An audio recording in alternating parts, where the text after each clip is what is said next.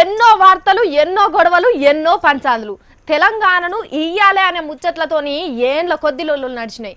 ఎవ్వల కడుపు ఎంత నిండిందో ఆ ముచ్చట పక్కకు పెడితే తెలంగాణ ఏరువడ్డది ఈయాటికి బరాబర్ 3 ఏండ్లు అయిపోయి 4వ ఏడులో అడుగుపెట్టింది.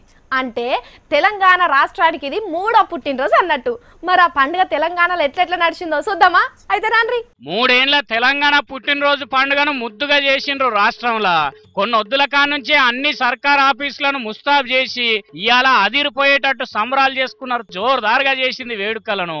సీఎం కేసీఆర్ సారు పొద్దుగాలనే అమరవీరుల స్తూపానికి దండం పెట్టుకొని సంబరాలు జరిగే పరేడ్ గ్రౌండ్ కాడికి పోయిండు. పోలీసులు జరసేపు లెఫ్ట్ రైట్ కొట్టి కేసీఆర్ సార్ కు దండాలు పెట్టిండ్రు.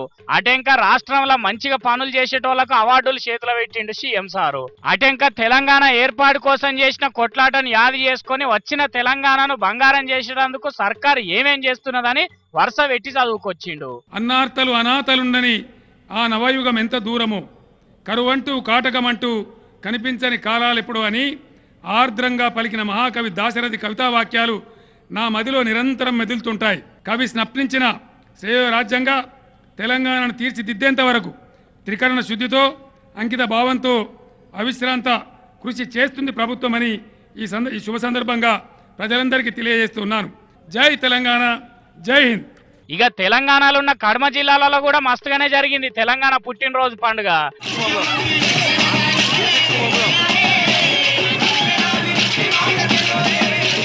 కానీ పాపం వరంగల్ కాడ జెండెగరేద్దామని పోయిన చదువుల మంత్రి కడియం సార్కు పొద్దుగానే ఎండ దెబ్బ కొట్టినట్టున్నది. సర్కారు గురించి చదివిండు సోయి తప్పి కింద పడిపోయిండు.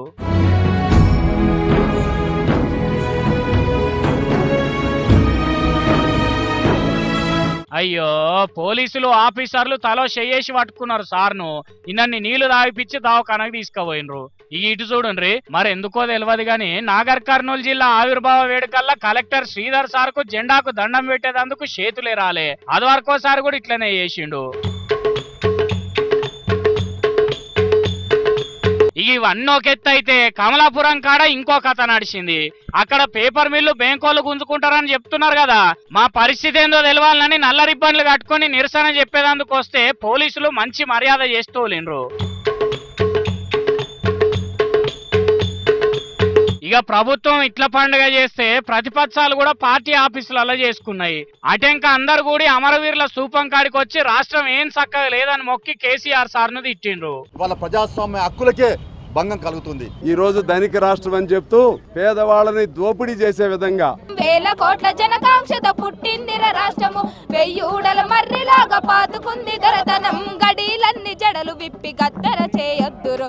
ఒక్క హనుమంతన్న మాటలించి అన్నిన్నట్టే అనుకోరాదుండ్రి. ఇక పోతే వరంగల్లో నీ భాషకు నీ మాటలకు ఎవడు సపోర్ట్ కొట్టలేరు ఎందుకు అని అడుగుతాడు. ఇది ఎక్కడ పంచాయతీ పోయి వానికి ఇష్టం ఉంటే కొడతాడు, లేకుంటే లేదు. ఎవడన్నా పైల్వాన్ అనేటోడు పైల్వాన్ గా ఉంటాడు, ఎవడొస్తే కుస్తీలు మై పైల్వాను అని ఈడే కొట్టుకుంటుండే. అమ్మ ఇది ఎక్కడ పంచాయతీ రాబాయి. మా బీసీలలో ఎస్సీలలో ఎవరు లేడు రాబాయి. నువ్వు అంటే నంబర్ 1 పెట్టుకో. 2 కూడా ఛాన్స్ లేదా, 3 కూడా లేదా. కేటీఆర్ అయితే లండన్ లో ఉంటుండే, సోనియా గాంధీ దయవల్ల వీడికి వచ్చినవరో లేకుంటాడా tick tick tick tick tick tick tick అని సాఫ్ట్వేర్ కంప్యూటర్ లో కొట్టేవని. ఇగో ఇట్లా నడిచింది తెలంగాణలో ఆవిర్భావ దినోత్సవం.